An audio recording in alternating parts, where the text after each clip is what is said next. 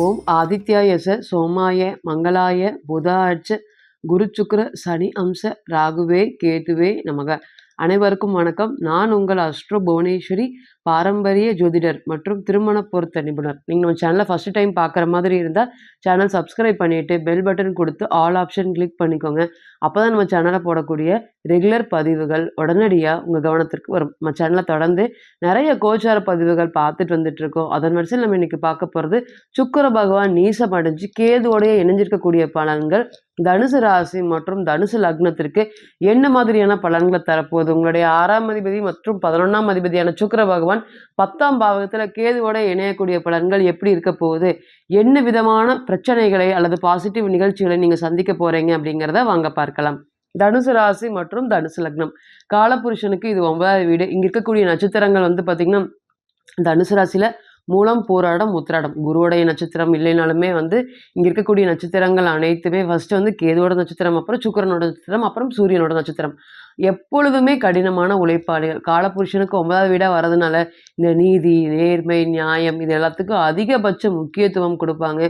Self கண்ட்ரோலாக எப்போவுமே இருப்பாங்க. ஒரு 20 வயசு குழந்தைகிட்ட இருக்கக்கூடிய அறிவு பார்த்திங்கன்னா 40 வயதுக்கு கிட்ட இருக்கக்கூடிய முதியவர்கிட்ட இருக்கும். அந்த அளவுக்கு பார்த்திங்கன்னா அறிவு சம்மந்தப்பட்ட விஷயத்தில் பிற்காலத்தில் என்ன நடக்குது அப்படிங்கிறதுல ரொம்ப தெளிவாக யோசிப்பாங்க. யாரையுமே கஷ்டப்படுத்தக்கூடாது, யாரையுமே காயப்படுத்தக்கூடாது அப்படிங்கிறதுல தெளிவாக இருப்பாங்க. ஆரம்ப காலத்தில் சாமி கும்பலினாலும் இந்த 30 வயது 35 வயது கிராஸ் பண்ணும்போது கடவுள் மீது ஈர்ப்பில் பார்த்திங்கன்னா அதிகபட்சமாக சாமி கும்பிட்ற இந்த ராசியாக தான் இருக்குமான்னு கேட்டிங்கன்னா இருக்கும். ஏன்னா 9ஆம் இடம் சம்மந்தப்படுறதுனால ஆட்டோமேட்டிக்காக சிறிது காலத்திலேயே பார்த்திங்கன்னா ஆன்மீகத்தில் அதிக ஈடுபாடுடையும் பற்றோடு இருப்பாங்களா அப்படின்னு கேட்டிங்கன்னா இருப்பாங்க. அதுவுமே பெண்களாக இருக்கட்டும், இந்த ராசியில் பிறக்கக்கூடிய நபர்கள் கடின உழைப்பாளிகள், உழைப்புக்கு ரொம்ப முக்கியத்துவம் கொடுக்கக்கூடிய பெண்களாக இருப்பாங்க. வீட்டில் இருந்தாலுமே அதிகபட்ச படிக்கலினாலுமே பொது அறிவு அப்படிங்கிறது இந்த ராசியை பொறுத்தவரையும் பெண்களுக்கு அதிகபட்சமாக இருக்கும். ஒரே இடத்துல அவ்வளோ வருஷங்கள் இருந்து பெயர் பெறக்கூடிய ராசி. 10 வருஷமாக இருக்கிறவங்க 20 வருஷமாக இருக்கிறோம், இந்த வேலையை இவங்க தான் பார்த்துக்குவாங்க அப்படின்னு அது ஆணாக இருக்கட்டும் பெண்ணாக இருக்கட்டும் தனித்துவமாக மற்றவங்களை கம்பேர் பண்ணும்போது எப்பொழுதுமே தனித்துவமாக இருக்கக்கூடிய ராசி. என்ன எளிதில் மற்றவங்களை ஏமாந்துருவாங்க. நம்பியே ஏமாறக்கூடிய ராசியும் கூட. தனுசு குரு பார்த்திங்கன்னா ஒரு உயர்வான குருன்னு சொல்லலாம். அப்போ அந்த அளவுக்கு பார்த்திங்கன்னா அந்த உயர்தரமான பழக்க வழக்கங்கள், உயர்தரமான பேச்சுக்கள் இது எல்லாமே இவங்க பிறக்கும் போதே இருக்கா அப்படின்னு கேட்டிங்கன்னா தனுசு ராசின்னு பிறந்துட்டாவே, சந்திரன் அங்கே தனுசுக்குள்ளே வந்துட்டாவே இந்த குணம் இயல்பு எல்லாமே எப்பொழுதுமே இவங்க கிட்ட இருந்துகிட்டே இருக்கும். அந்த மாதிரி இருக்கக்கூடிய நபர்களை பார்த்திங்கன்னா சனீஸ்வர பகவான் இன்னைக்கு 3ஆம் இடத்துல வக்ரமாகி குரு பகவான் ராசிநாதன் உங்களுடைய காப்பாற்ற வேண்டிய குரு பகவான் ராசிக்கு 6ல் மறைஞ்சு தொழில் ஸ்தானத்தில் கேது. இதுக்கு மேலே ஒரு பிரச்சனைகள் வேணுமா அப்படிங்கிற அளவுக்கு போயிட்டுருக்கா தனுசு ராசிக்கு அப்படின்னு கேட்டிங்கன்னா கண்டிப்பாக போயிட்டுருக்கு.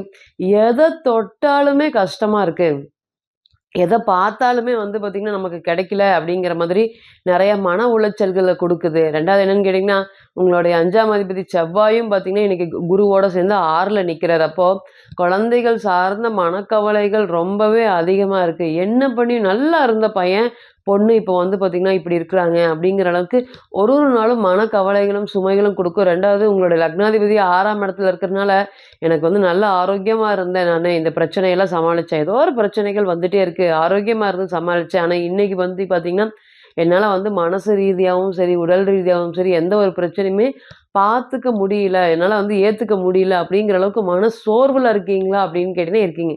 தொழில் ஸ்தானத்தில் கேது இருக்கிறதுனால என்ன பண்ணினாலுமே சக்ஸஸுக்கு போராட வேண்டிய சூழ்நிலைகளை அதிகபட்சமாக கொடுக்குமா அப்படின்னு கேட்டிங்கன்னா கொடுக்கும். தொழில் நல்லா ஓடிட்டுருக்கு, ஆனால் தொழிலில் நல்லா வருமானம் வரவே இல்லை. இந்த வருமானம் எல்லாமே அப்படியே குறைஞ்சிருச்சு.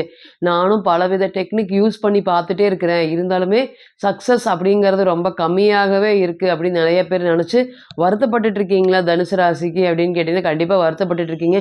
உதாரணத்துக்கு அந்த வீடு சம்மந்தப்பட்ட விஷயங்களுமே நிறைய மனக்குழப்பங்களும் கவலைகளையும் உங்களுக்கு ஏற்படுத்தி கொடுத்துருக்கா அப்படின்னு கேட்டிங்கன்னா ஏற்படுத்தி கொடுக்குது. தொழில்னால ஏற்படக்கூடிய பிரச்சனையை சமாளிக்க முடியாமல் ஒரு வீட்டை கொடுத்து அந்த வாடகை வீட்டில் போய் இருக்கிறது, அந்த வீட்டில் இருக்கவங்க அவங்களை பெருசாக டார்ச்சர் பண்ணுறது, அங்கேயும் இருக்க முடியாமல் சொந்த வீட்டுக்கும் போக முடியாமல் நிறைய மனக்குழப்பங்களையும் பிரச்சனைகளையும் நீங்கள் சந்திச்சிட்ருக்கீங்க. அதே போல் திருமண வாழ்க்கை சொல்லவே முடியாது.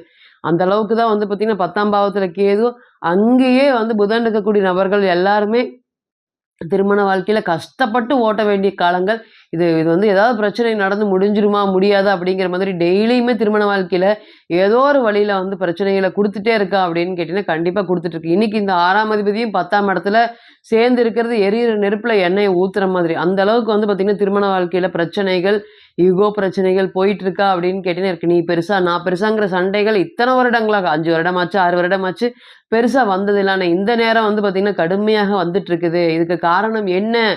சண்டை போடணும்னா முன்னாடி சண்டை போட்டுருக்கணும். இத்தன வருஷம் கழிச்சு இப்ப சண்டை போடுறோம்னா, அப்ப ஏதோ ஒரு ப்ராப்ளம் இருக்கு. அப்படிங்கிற அளவுக்கு கோச்சாரம் உங்களுக்கு இருக்கா அப்படின்னு கேட்டீங்கன்னா, கண்டிப்பாக இருக்கு.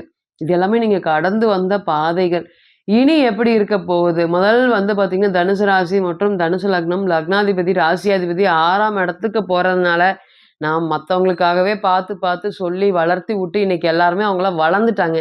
இனி எனக்கு வந்து பார்த்தீங்கன்னா, ஒரு பிரயோஜனம் படுறதில்ல அப்படின்னு நெனச்சு, நெறைய வருத்தப்பட்டுட்டு இருந்த உங்களுக்கு நம்மளுடைய வருமானத்தின் மூலியமாக நம்ம அடுத்த கட்டத்துக்கு போயிரலாம். இனி மத்தவங்கள நம்ம பார்க்க வேண்டாம் அப்படிங்கிற எண்ணத்தை அதிகமாக தூற்றுவிக்கக்கூடிய காலமாக இது இருக்குமா அப்படின்னு கேட்டீங்கன்னா, கண்டிப்பா இருக்கும். என்ன செஞ்சாலுமே சக்சஸ் இல்லைங்க. சக்சஸ் ரேட்டிங் ரொம்ப கம்மியா இருக்கு. ஒரு விஷயத்த நானும் செய்றேன், ஆப்போசிட் நபரும் செய்றாரு. அவரு 2 விஷயத்த 2 வாட்டில வந்து பார்த்தீங்கன்னா, சக்சஸ் அடைஞ்சுறாரு. நான் 20 வாட்டி சக்சஸ்ல ஏற்படுத்திட்டாலுமே, அந்த வரக்கூடிய பணம் ரூ. 100 அவர் எதிர்பார்த்தா எனக்கு ரூ. 20 தான் பணம் வரும். அந்த அளவுக்கு பணத்தோட விகிதம் வந்து குறையுது அப்படின்னு நினைச்சு வருத்தப்பட்டுட்டு இருந்த உங்களுக்கு, இனி வரக்கூடிய காலங்கள் தொழில் ஸ்தானத்துல கேது இருக்கிறதுனால, தொழில் சம்மந்தப்பட்ட கடன்கள் அதிகபட்சமா கிடைக்கும். அந்த லக்னாதிபதி, ராசியாதிபதி 6க்கு போயிட்டாவே நீங்க உழைக்கிறதுக்கு தயாராயிட்டீங்கன்னு அர்த்தம். அப்ப இனி வரக்கூடிய காலங்கள் ராசியாதிபதிக்கு திரிகோணத்துல கேதுவும், சுக்கிரனும். இனி வரக்கூடிய காலத்துல வந்து பார்த்தீங்கன்னா, தொழில் சார்ந்த கடன்கள் வாங்குவதற்கும், அந்த கடனை மனைவி பேர்ல வாங்குவதற்குமே நெறைய வாய்ப்புகள் இருக்கா அப்படின்னு கேட்டீங்கன்னா, கண்டிப்பாக இருக்கு. ஏற்கனவே மனைவி நல்லா தொழில் பண்ணிட்டு இருக்காங்க. அவங்க பேர்ல கடன் வாங்குவதன் மூலியமாக ஒரு நல்ல வளர்ச்சிய கொண்டு போக முடியுமா? இந்த மாதிரியான கேள்விகளுக்கு நிச்சயமா எஸ். கடன் கடன் சம்பந்தப்பட்ட விஷயத்துல பாசிட்டிவே நடக்குமா அப்படின்னு கேட்டீங்கன்னா, கண்டிப்பாக நடக்கும். 2வது ஒரு நல்ல யோகம் என்ன எதிர்பார்க்கலாம் அப்படின்னு கேட்டீங்கன்னா, உங்களுடைய 11ஆம் அதிபதி 10ல நீசம் அடைஞ்சு கேதுவோட இணைஞ்சிருக்கனால, நான் வந்து நெறைய வேலை பார்த்துட்டு இருக்கேன். அந்த வேலையில வந்து பார்த்தீங்கன்னா, கடுமையாக பிரச்சனைகள், மனக்குழப்பங்கள், நான் பார்த்த வேலைக்கு உண்டான இந்த சம்பளம் அப்படிங்கிறதே எனக்கு இல்ல அப்படின்னு நினைச்சு வருத்தப்பட்டுட்டு இருந்த உங்களுக்கு, நான் இனியும் வந்து முயற்சி பண்றதுக்கு தயாரா இல்ல. நான் தொழில்ல இறங்கலான்ட்டு இருக்கேன். அந்த தொழில் சம்மந்தப்பட்ட வித்தைகள்லாம் நான் கத்துக்கிட்டு இருக்கேன். அதுக்கு தொழிலுக்கு வந்து பார்த்தீங்கன்னா, நான் கடன் வாங்கி தொழில் பண்ணலான்ட்டு இருக்கேன். இந்த நேரம் கடன அப்ளை பண்றது மூலியமாக எனக்கு ஒரு தொழில் அமைக்கிறதுக்கு வாய்ப்பு கிடைக்குமா? அப்படிங்கிற மாதிரி கேள்வி கேட்கக்கூடிய நபர்களுக்கு, நிச்சயமா உங்களுக்கு கடன், அரசாங்க சம்மந்தப்பட்ட கடன்கள் கிடைக்கிறதுக்கு அதிகபட்ச வாய்ப்பு இருக்கா அப்படின்னு கேட்டீங்கன்னா, இருக்கு. அதாவது என்னவாவது பண்ணி எப்படியாவது வாழ்க்கையில செட்டில் ஆயிரணும் அப்படிங்கிற எண்ணத்தை குரு பகவான் செவ்வாயுடன் சேர்ந்து குடுப்பாரு. அப்ப 5ஆம் அதிபதி வந்து பார்த்தீங்கன்னா, இன்னும் கொஞ்ச நாள்ல வந்து 7ஆம் இடத்துக்கு போய் ராசி பார்க்குறாரு. அப்ப முதல்ல வந்து பார்த்தீங்கன்னா, குழந்தைகள் சம்மந்தப்பட்ட மனக்கவலைகள், என்னோட பசங்களுக்கு கல்யாணமே ஆக மாட்டேங்குது, என்னோட பொண்ணுக்கு கல்யாணமே ஆக மாட்டேங்குது, வரன்கள் பார்த்துட்டு வந்துட்டு இருக்கோம், நெறைய செட் ஆக மாட்டுது, ஏதோ ஒரு குறை சொல்லி சொல்லி தட்டி விட்டு போகுது. அல்லது ஜாதகம் நல்லா இல்ல அப்படின்னு ரிஜெக்ட் பண்றாங்க. இல்ல நேர்ல வந்து பார்த்துட்டு வேண்டாங்கிறாங்க. ஏறக்குறைய நிச்சயம் வரை வருது நிக்குது. ஏதோ ஒரு சூழ்நிலை காரணமாக இந்த மாதிரி தொடர்ந்து தடங்கல் ஆயிட்டே இருக்குன்னு நினைச்சு வருத்தப்பட்டுட்டு இருந்த உங்களுக்கு, 5ஆம் அதிபதி வந்து பார்த்தீங்கன்னா, 7ஆம் இடத்துக்கு போறாரு. மிதுன ராசிக்கு போய் உங்களோட ராசியை பார்க்குறாரு. அல்லது இந்த பொண்ணுகிட்ட நான் பேசிட்டு இருக்கேன், பையன்கிட்ட பேசிட்டு இருக்கேன். திருமணம் வேண்டாம், கொஞ்ச நாள் போகட்டும் அப்படிங்கிற மாதிரி சொல்லிட்டு இருக்காங்க. இனி வரக்கூடிய காலங்கள் திருமணத்திற்கு சம்மதிப்பாங்களா அப்படின்னு கேட்டீங்கன்னா, உங்களுடைய 5ஆம் அதிபதி 7ஆம் இடத்துக்கு போய் ராசிய பார்க்கறதுனால, எஸ் திருமணம் சம்மந்தப்பட்ட சுப நிகழ்ச்சிகள் எந்த ஒரு தடை இல்லாமல், தாமதம் இல்லாமல் இனி வரக்கூடிய காலங்கள் நடக்குமா அப்படின்னு கேட்டீங்கன்னா, கண்டிப்பா நடக்கும். 11ஆம் அதிபதி 10ஆம் இடத்துக்கு போறதுனால, என்னோட வாழ்க்கையில நெறைய அண்ணன் தம்பி கூடயே எனக்கு ஈகோ பிரச்சனைகள் ரொம்ப அதிகமா இருக்கு. அவங்க எல்லாமே நல்ல நிலைக்கு வந்துட்டாங்க. நானும் நல்ல நிலைமையில தான் இருந்தேன். என்னுடைய அம்மா இருக்கிற வரையும் எனக்கு எந்த பிரச்சனையும் இல்ல. எங்களோட அம்மா போனதுக்கப்புறம் எல்லாருமே கரடு முரடான பாதையில செல்ல ஆரம்பிச்சுட்டோம். இனி வரக்கூடிய காலங்கள் என்னோட அண்ணனால, மூத்த சகோதரனால எனக்கு ஒரு ஆதரவு கிடைக்குமா? என்னோட தொழில் அந்த அளவுக்கு வளர்ச்சி இல்லவே இல்ல. அவங்க வந்து தொழில பார்த்துக்கோன்னு சொல்லி கூப்பிடுறாங்க. அந்த தொழில் சம்மந்தப்பட்ட விஷயத்துக்கு கூப்பிடுறாங்க. வந்து நாங்க முயற்சி பண்றதுனால சக்சஸ் குடுக்குமா?